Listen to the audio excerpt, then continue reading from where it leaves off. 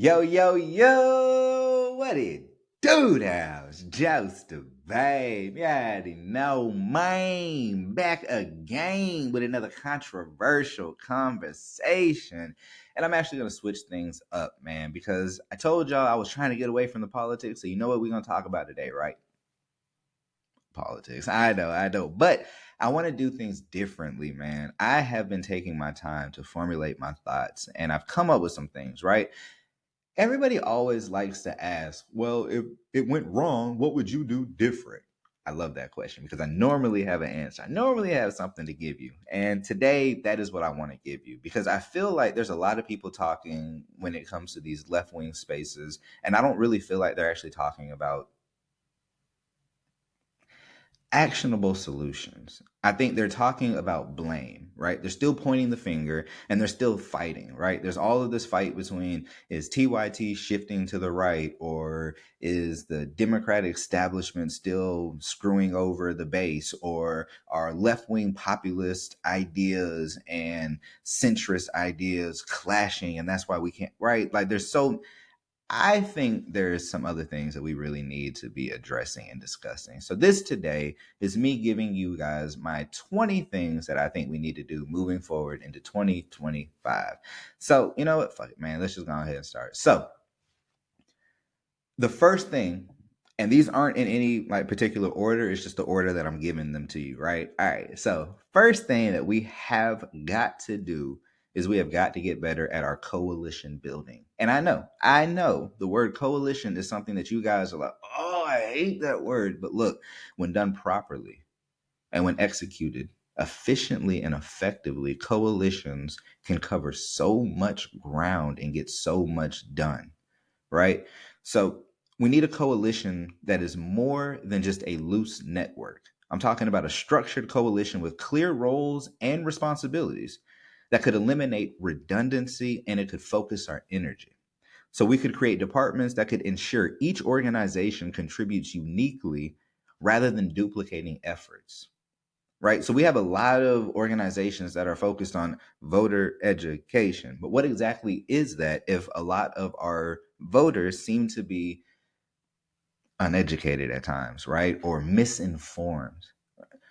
So we need to work on how we're doing voter education. We need to work on assigning and defining the roles within the coalition. That's why I believe this probably should be the first thing. We need to figure out what we need to do. And it starts with building this up. So establish a coalition charter.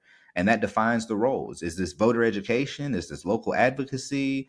Is this a communications hub? Are you doing grassroots, organizing in the streets? Are you doing cultural engagement type stuff, right? Putting on workshops where you have poets and singers and artists come through so that they can, put on a show that highlights societal issues. Like what are you doing? We need to figure that out. So, like for voter education, we need to get more than just telling people who to vote for and what to vote for, right? We need to integrate it into the schools, into libraries and community centers so that we can reach people before they're even eligible to vote. Now, I, along with CRN, have created courses, a community mobilization course, a community mobilization toolkit, and a civics course. One, to educate people so that they can understand the way that their government works and so that they can be better prepared and mentally prepped to go into that voting booth or to at least protest and air their grievances when they feel that they have been wronged or that they understand the structure of the government that they are petitioning. They need to know these things, but then they also need to know how to remain civically engaged. And when you are now civically engaged, you need to understand what is grassroots mobilizing and organizing. What is it to be in the community and doing these things, right? That is what we are offering here at CRN. We are offering a path forward. So, infiltration when it comes to this coalition building has to be mental and physical. Mentally, focus on media literacy and breaking down harmful narratives. Physically, get activists into real spaces. So that's boardrooms, that's churches, and that's rural communities. All right. So the next two are going to be the mental and the physical preparation. So we need mental penetration of misconceptions. So look, rewiring thought processes, that is tough, especially in spaces where misconceptions are deeply rooted. So the solution, we have to launch campaigns that humanize progressive ideas through storytelling. Use trusted community figures to bridge gaps and make these ideas relatable. Think barbershop talks, church discussions, localized media content. Meet people where they are, online and in person. And then rural community sustainability is the third thing. So here's an action plan. Rural organizing is the backbone. Partner with local leaders to build trust, start initiatives like community gardens and co ops and worker owned businesses to create tangible economic benefits. Politically, invest in training programs to prepare local leaders to run for office. And then that will have a cultural shift, right? Because alongside the political organizing, you need to create art and music and local events that celebrate progressive ideals in a way that feels organic and rooted in tradition. So, two and three, the mental and the rural community sustainability are what I do on a day to day level or on a day to day basis when it comes to Progress Georgia as a digital organizer. It is 50% in the field and 50% online, creating content and trying to reach them in other spaces and other areas. But you have to be on the ground. And I feel like that is where a lot of our talking heads, the ones on the left, are failing to understand that just talking about an issue does nothing to solve it. And you have to get deep into these streets, right? That's where this shit happens. So, all right, next thing. Number 4, progressive populism as traditional values. All right. So I talked about left-wing populism a little bit earlier, and it's something that I think that we could work within this framework because I do have an idea for what I truly believe would be a better political system and just I believe I created the perfect political system. We're going to talk about that one later, not this episode, but another one. So, anyways, we need to reframe things, right? So, let's package left wing populism as American values, right? Focus on what already resonates: hard work, fairness, justice, and then tie it to progressive policies. So, for example, traditional family values can emphasize universal childcare and paid family leave, right? Traditional family values. Now we're universal childcare, paid family leave. Now we're getting people to see, I want that. Well, come on over here and you can get that, right? And then we have to platform it consistently, right? So build a nationwide evergreen platform that evolves but stays anchored to core values. So we have to use data-driven messaging to back it up and ensure candidates stay aligned. So let's say criminal justice reform, right? So let's cite successes in cities where progressive reforms have worked. We have to consistently tie our policies and our platform to tangible, practical wins in reality. We are going to be the party of reality, right? Not normalcy, not sanity, reality. That means you can get people that reality slap if you want to, right? We ain't got to be nice all the time. When they go low, we go to hell. You dig? Anyways, number 5, communication hubs. All right. So this is what the infrastructure could look like.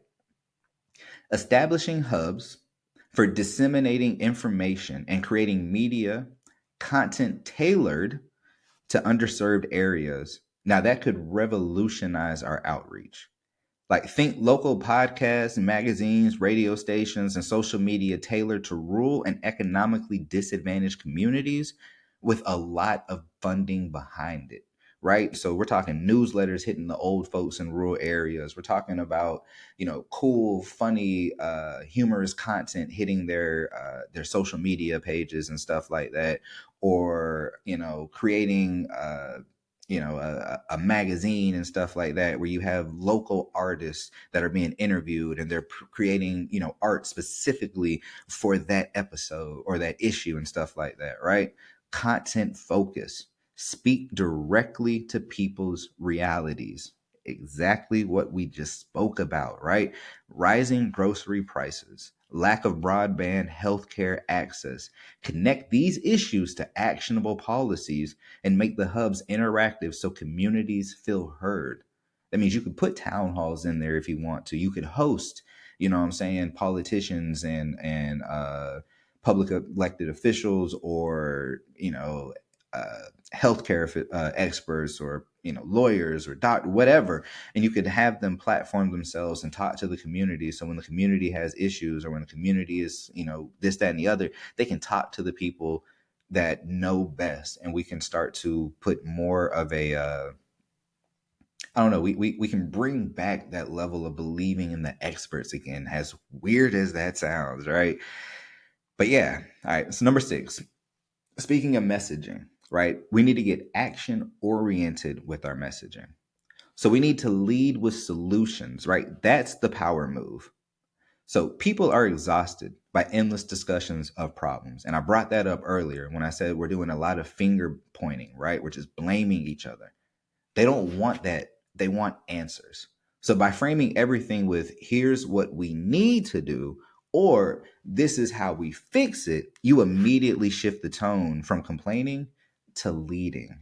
We need to look like leaders. People are looking for leaders. That's why so many people fall into that Jordan Peterson or that Donald Trump or that Joe Rogan. They're looking for somebody that is relatable enough, that feels accessible, but still has a certain level of authority to them. And when they say things, it influences them, right? So we need to create these kind of people on our side. And I do agree with that when people say that, right? We do have our John Stewarts, our John Olivers, and, and we got folks like Rashad Ritchie and Roland Martin, and, you know what I'm saying, Dr. Karen Hunt. So we have some really, really good, articulate individuals who can fight back. But at the same time, we need to build these platforms up, right? Daily Wire, PragerU, fucking the Crowder bullshit. All of these things are funded by these billionaires. We need money, and we need to use that money to get more oriented with our messaging, right? So execution could look like training candidates and activists to prioritize actionable messaging. We could develop templates, right, for every major concern, whether it's healthcare, wages, criminal justice, marijuana, decriminalization and recrealization, god damn it. But you know what I'm saying, like we should have pre-made responses that link voters concerns to policies and voting records. That's a big one. And voting records, we need to start making these people understand that who they're voting for is directly influencing everything about their life, right? And we start on the local level, and then we build all the way up to the federal.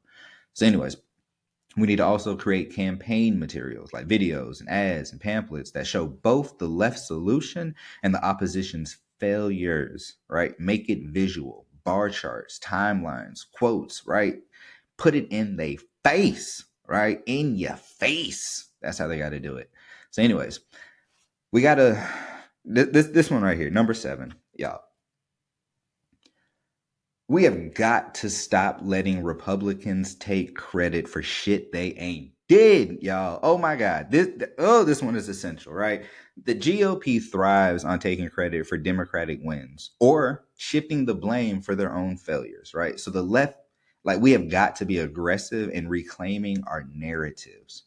Execution could look like build credit campaigns around Democratic achievements, like the infrastructure bill that Democrats delivered, or the student loan debt relief that Democrats delivered, right? And I know that's not gonna get everybody, but when you start pushing, so let's talk about Governor Walz, right? How he was able to get a lot of progressive things into Minnesota.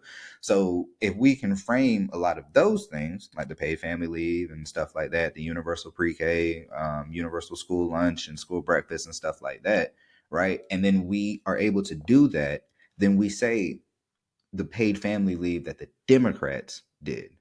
That is how we have to be aggressive with taking charge of making sure that we're getting credit for the things that we are doing, right? So, all right.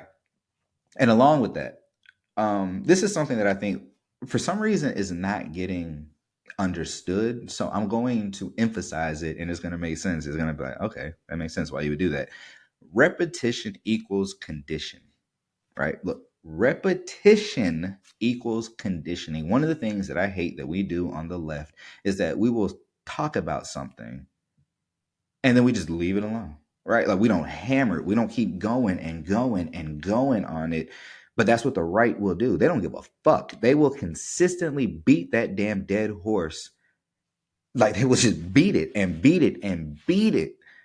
And how do I know this? Because woke used to actually mean something. Now it's damn near an insult, right? And DEI is actually American as hell when you look at it from the perspective of what the melting pot actually is, right? And when you think about critical race theory, all it does is literally just give you a lens to view things through, but doesn't say what is right or wrong. It just says this is how you could look at things based off of the evidence that we are presenting. So they're able to do that and we just let it happen. So we have to get very repetitive with the things that we want. We have got to reframe certain things, right? And I talked about that earlier about reframing certain things as, progressive ideals as American ideals. We have to do that. Freedom, right? Like restricting women from being able to have, access to reproductive care is not freedom. Locking people up for smoking weed is not freedom, right?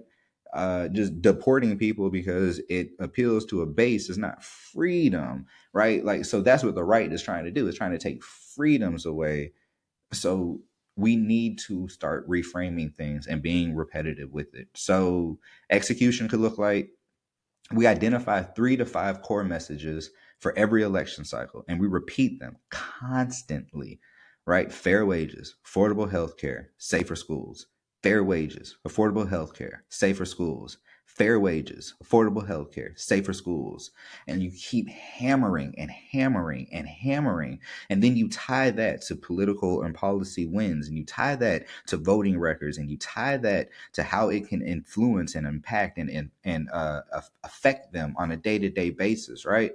We got to use storytelling to make policies personal and relatable. So instead of universal health care, say, what if you didn't have to worry about hospital bills again?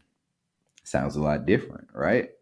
So we got to create short, sharp, shareable content for social media. Attention spans are so every message must land within 15 to 30 seconds. I'm gonna tell y'all how hard that is. All right. I'm not gonna lie. This isn't just easy shit that we gotta do.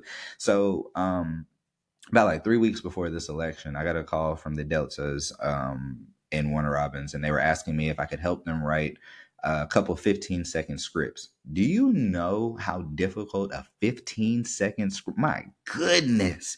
But we get it. We got it done. And it actually worked out. But I'm just saying, people's attention span is, you got to get it quick. All right. So, anyways, the next thing, oh boy, we definitely have to do this one. And I don't want this to come across as what I was saying earlier about, finger pointing and shifting the blame and all of that kind of stuff. But anyways, we have got to hold Democrats accountable. Whew. Tough love, y'all. Blind loyalty to the Democratic Party is a trap. The base must flex its power to force the party leftward, right? And away from corporate interest. So, execution. We have got to support progressive challengers in every primary. This pressure ensures that incumbents work for the people and not the donors. And we have got to mobilize around key policy ultimatums. Support Medicare for all or risk losing our vote. That's how the progressive caucus or the progressive, part of the congressional or Congress, the progressives in Congress need to start getting like that. Like, fuck y'all. If you do not support this, you will not get with this, because right now we ain't getting anything anyway. So at least we can fight for it. And then we got to build an infrastructure to run independent campaigns when necessary on the local level and then scale up, right? It's easier to run on the local level. And I know this to be true because, well, I ran on the local level, and you don't need as much money, but you do need certain things. But it is easier to unseat somebody at that level because it is a lot more about the grassroots things. It's canvassing, it's getting in the streets, it's meeting people where they're at and giving them something to hope for, something tangible. You can see this person that's running for city council or for the mayor or whatever every day. You're not going to see your state senator. You're not going to see the federal senator or your representative because they're either at the Capitol or they're at the state capitol and stuff like that a lot of the time. So you're not going to catch them that much. I mean, your state representative, you'll probably see. I do see Shaw Blackman ass a lot of the time. Whatever. Anyways, all right, this one right here is one of the most important things to me, and is one that I normally get to first when I'm talking to people. We have got to redefine the left, right? We have got to reclaim our identity. See, the left, it consistently gets caricatured as a fringe or radical movement, and that alienates moderates and undecided. So it's time to reframe the movement as pragmatic, logical, and deeply rooted in values that resonate with the majority. So the execution could look like this. Let's elevate relatable, effective leaders who embody progressive values without falling into GOP caricatures, right? So we don't need to keep putting the same people that fall into the same stereotypes that the right is so easily able to fight with, right? They fight straw men. They don't strong men any of our arguments. They only fight the straw men. So we definitely need to make sure that we're doing everything that we can to build up legitimate political candidates and political pundits and commentators and people on the left, right? We need to build media campaigns that normalize progressive policies as common sense, because they are. And we need to debunk stereotypes through humor, through storytelling and data. We need to show how radical ideas like Medicare for all are actually cost saving. And they're wildly popular, right? So the radical Medicare for all is actually cost saving and wildly popular. And it doesn't have to be Medicare for all, but a universal healthcare system does need to be implemented. And we can have that conversation, but we need to start talking about the solution rather than the problem.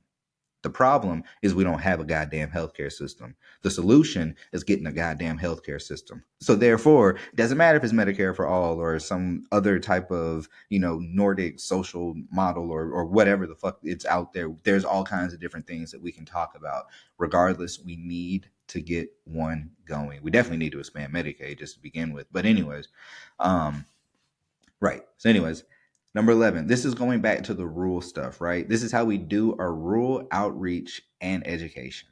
So we need to revolutionize voter education, because it's not enough to tell people how to vote.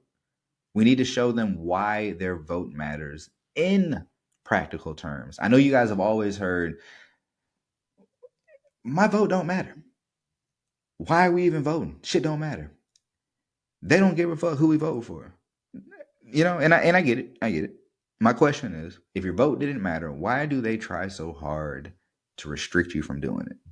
And y'all know that that's a legitimate claim, right? It's true. There are so many ways, from gerrymandering to voter ID laws to just nonsensical bullshit that comes out that makes it that much harder for people to vote. Not knowing where to go to vote because, names and all kinds of weird stuff gets caught up in the system. So now you think that you're going to this place, but you're not. You got to go over here, which is 4 hours. It's weird.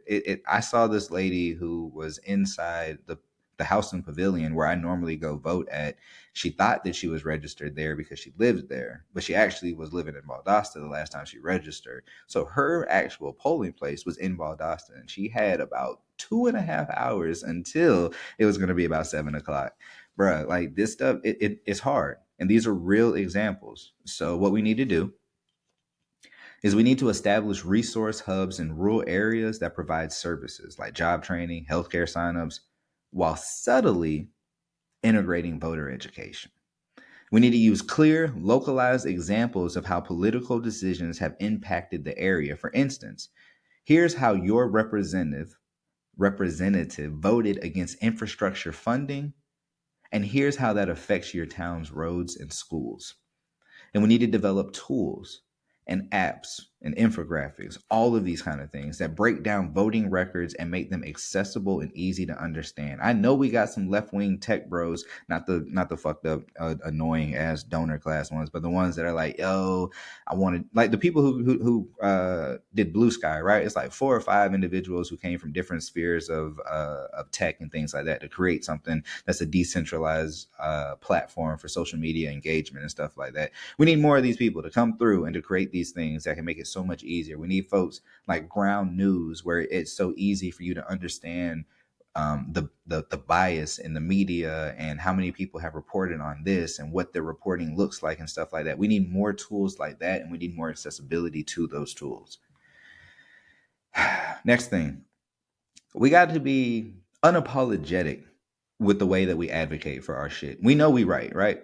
We spend too many, my bad, we spend too many. We spend too much time defending positions rather than forcing the right to justify their harmful policies, right? We're so busy trying to explain why our shit is so right and why we have to make it sound like it's good and the best for you, even though you're not really understanding what we're telling you about it.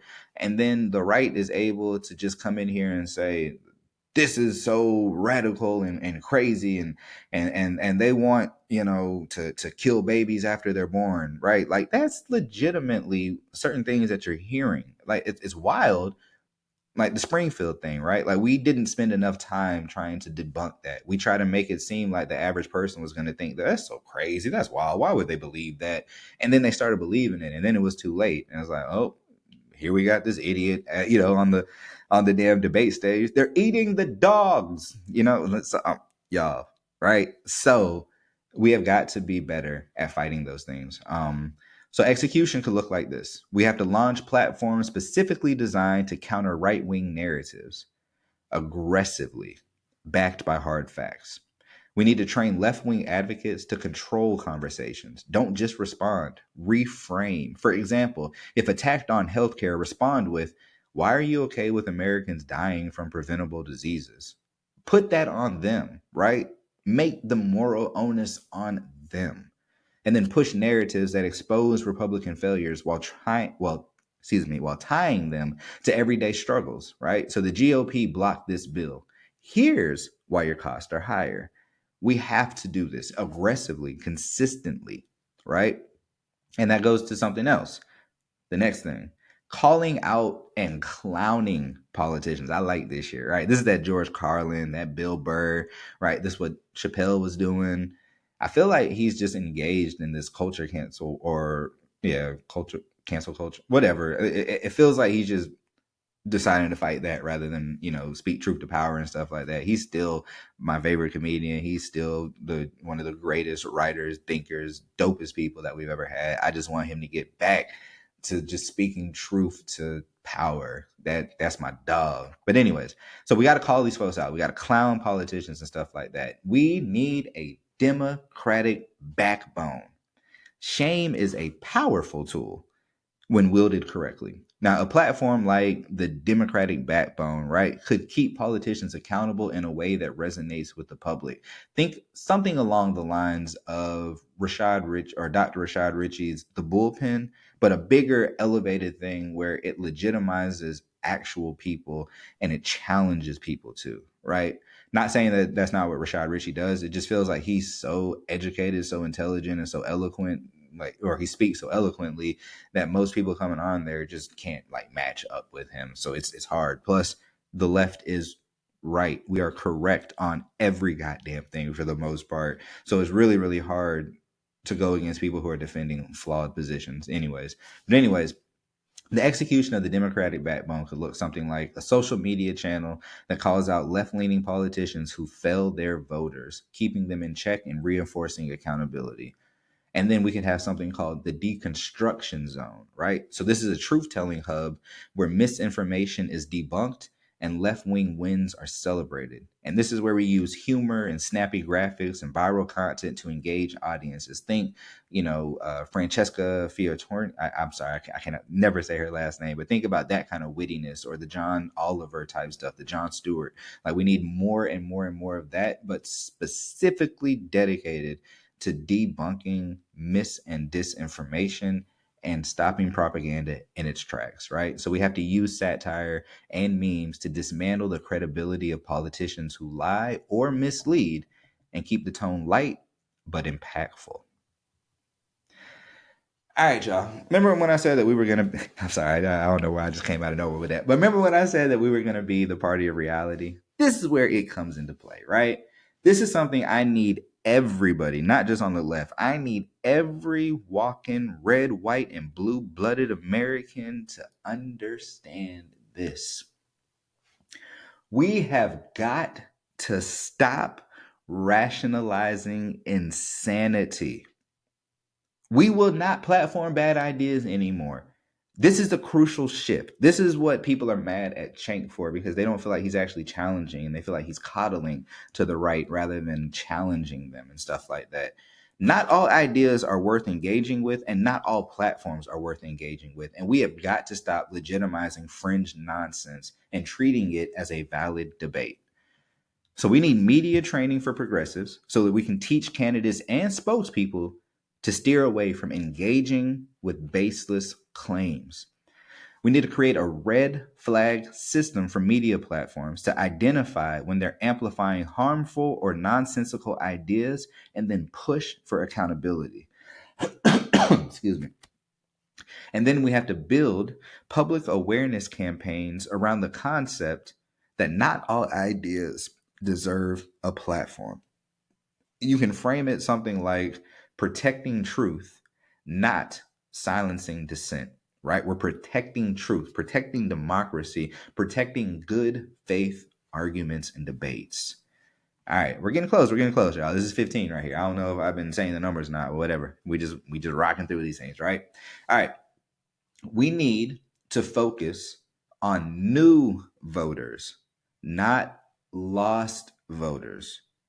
That's what I feel like some of these left wing commentators are trying to do now. They're trying to reach across and bring people back in a way that feels harmful because they're not necessarily aligning with the things that we want.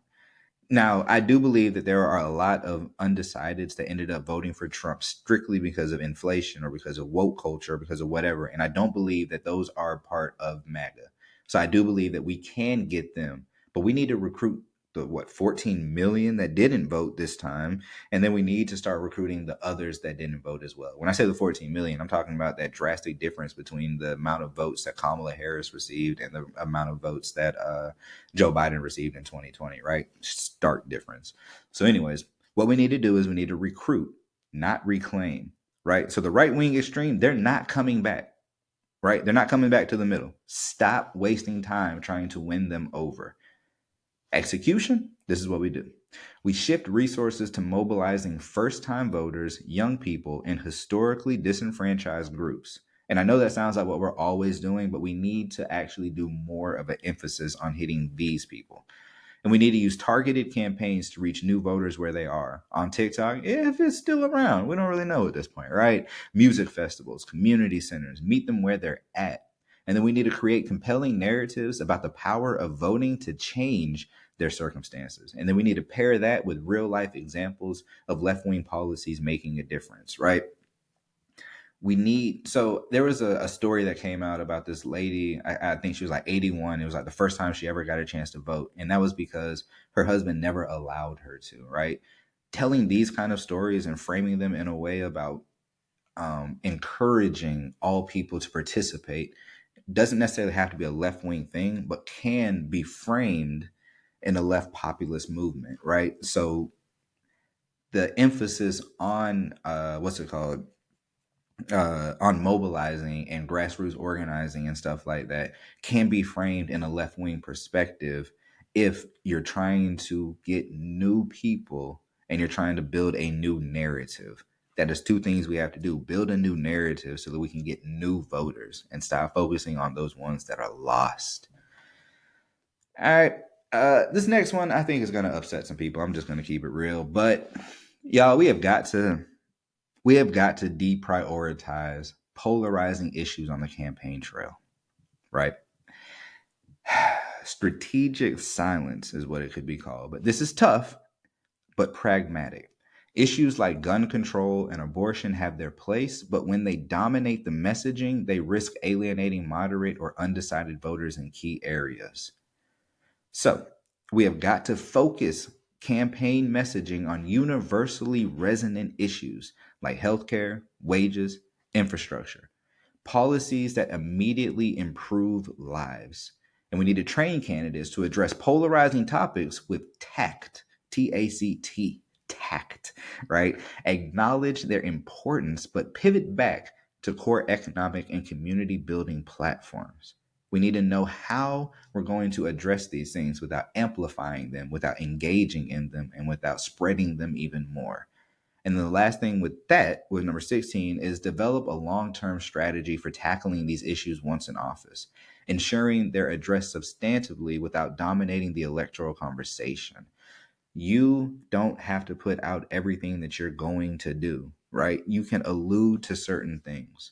The air of mystery, let it be, right? We don't have to tell them we're going to do this, we're going to do that, we're going to do this. We can tell them the things that they need to know that we're going to do that's going to drastically improve their life. And then we can put some other things in there. I know that sounds sneaky, but we put other things in there that will help them, because sometimes it just takes too much time explaining why these things are good for you, why common sense gun laws and making sure that kids aren't killed in school is good for your children, so your child can feel safe to actually go to school, or reproductive rights, so people like Amanda Thurman don't have to end up dying because there's an actual procedure that could have saved her life and stuff like that, right? So because they never know when they're going to be in these kind of situations.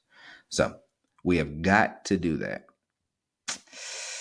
Oh man, I know you guys like, but these issues that are important to us, and they are important to me too, and that's why we have to continue to fight for them, but we don't always have to talk about them.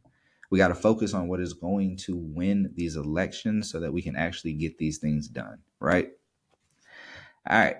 Number 17. This is something that I've been thinking about since our DNC, because we ain't did shit but vibes, right? We was partying all day, partying in the USA, Miley motherfucking Cyrus style, right? And I did not think it was going to be effective, and it ended up not being effective, right? And that's something that we have to deal with, but that is something that is a true fact. Vibes did not win it for us. And that is why number 17 for me, we have got to stop celebritizing our politicians, right? We have got to reclaim a relatability. The working class does not connect with political elites. And then relying on celebrity like figures, it dilutes the movement's authenticity. So, look, we need to highlight local, relatable leaders who are rooted in their communities and have a track record of service. That is how we build that engagement, right? That activation in small local communities. We shift the narrative from personality to policy by emphasizing voting records, legislative achievements, and concrete plans. And I know y'all aren't going to like this one. You can leverage Obama like figures strategically if you want to for voter turnout during GOTV efforts, right? Get out the vote effort.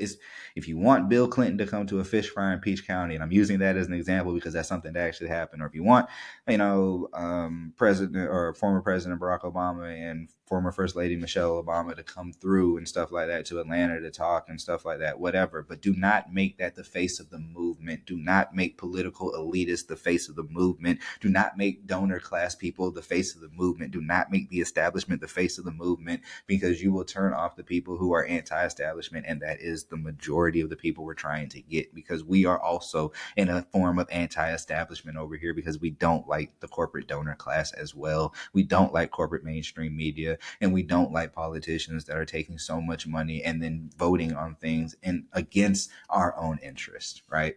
So stop celebritizing these people and start highlighting the ones that are true effective leaders that we can build up and move into higher positions within the party and within the left-wing movement as a whole, right? All right, 18. We need to reimagine voter outreach. So we got to modernize GOTV efforts, right?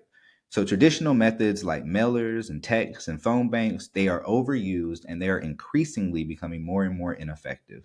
People are like, "Dawg, another fucking text message." You know, the running joke was, "Boy, I can't wait for this election to be over. I can stop getting these text messages." Or somebody would be like, "Damn, man, at least the Democratic Party actually likes me. Don't nobody else text me this much." Right? Like, it was jokes because nobody actually took it serious. Those things don't work.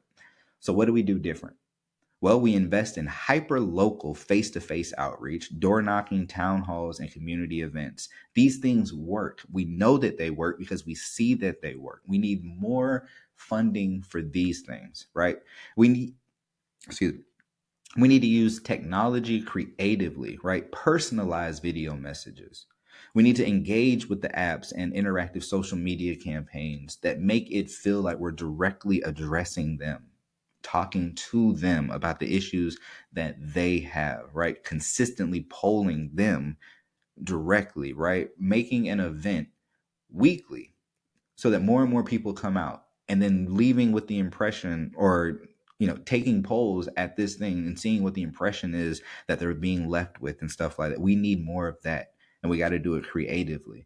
And we need to partner with trusted local organizations to build relationships with voters year round, not just during election cycles. This goes back to what I talked about in the beginning with CRN's community mobilization course, our community mobilization toolkit, and our civics course. These are the type of things that will empower organizations and individuals to be civically engaged, not just during election time, but all year round, because that's what you have to do. You have to consistently be engaged. When you lose elections, you have to be more engaged. When you win elections, now you have to hold people accountable. It is a consistent thing. It is consistent. All right. So that is how we have to reimagine voter outreach. Number 19. This is for my people who finally get elected. Y'all motherfuckers have got to govern boldly, right? Push the agenda. When in power, the left, we have got to stop compromising the platforms and start delivering results. And we have to let the GOP take the blame for obstructions or reversals. I talked about this a little earlier with one of my friends.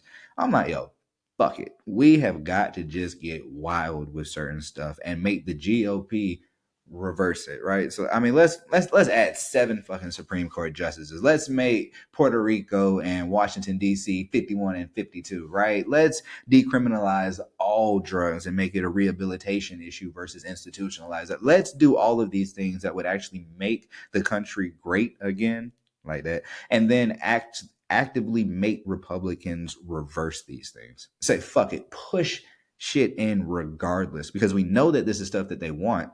The voter base on the other side will bitch for a while, but then they'll realize, I'm actually starting to make some more money. I'm actually starting to keep more money. I actually feel better. I actually see that my kids are happier and they actually want to go to school now. They're not scared that someone's going to end up this, right? So there's a lot of things that could happen if you start governing more boldly. So for my people in office that have the power and have the ability to do such, I'm talking to you, and you have got to start passing progressive policies swiftly and decisively, right? Prioritize issues like healthcare, climate change, and economic justice.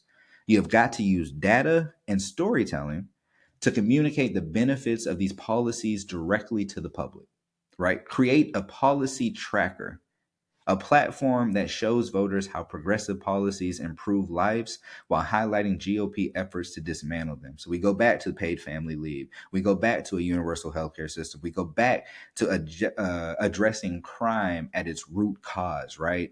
The things that precipitate crime have to be addressed instead of addressing the crime, right? People are stealing because they lack, right? They don't have a house, so they're doing whatever they can to stay out of the cold, right? They do all kinds of crazy things. It's not to justify crime, it's to understand what it is. And we have got to address that. So we address it by affordable housing. We address it by mental health resources. We address it by, job and work, like helping people understand how to get a job and how to keep a job. We do that through financial literacy. These are the type of things that are going to lower crime, right? And number 20, This is the last thing right here. And this is a big one. And this is something that obviously we've been talking about for a while. And we're going to do a deeper dive into what this actually looks like. But we have got to get big money out of politics. We have to restore democracy. Money is the biggest barrier to fair elections, and overturning Citizens United should be non negotiable, right? So that means building a coalition of grassroots organizations to push for public campaign financing and lobbying reform. Remember when I said everybody has to have a defined role and they need to know what they're doing? That is part of the coalition, right?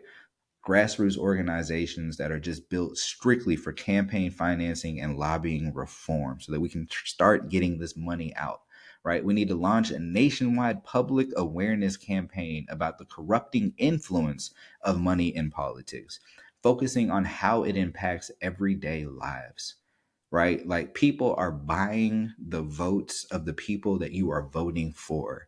And that means that whatever the person with the most money needs to get done is going to get done before your own personal interests. So we have got to get big money out.